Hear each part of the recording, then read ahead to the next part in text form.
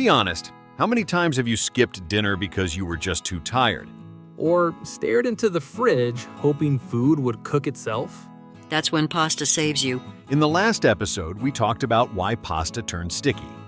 But today is different. Today is for days when you're tired, but still want food that tastes good. No long recipes, no fancy steps. Just smart shortcuts that don't ruin pasta. This is my emergency pasta. Butter, garlic, cheese, that's not lazy, that's tradition. The key is timing. Pasta must still be hot. And don't drown it. Let the pasta do the work. Black pepper matters more than people think. Always. I used to feel guilty using jarred pesto. Why busy people need help. Good pesto plus hot pasta equals sauce instantly. Add tomatoes if you want freshness. Add cheese if you want comfort.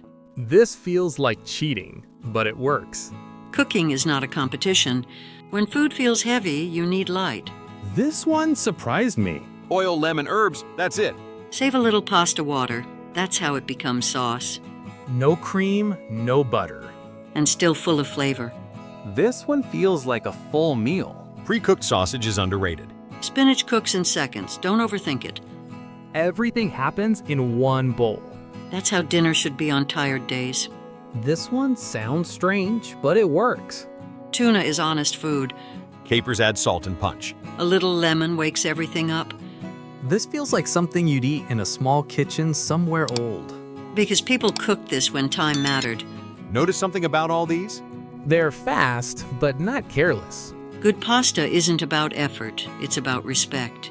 Hot pasta. Simple ingredients, no panic. So eggs were impatient. Chicken was fear. Rice was control. And pasta?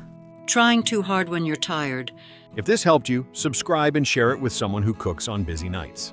And don't just watch this. Walk with this information into your kitchen. And use it.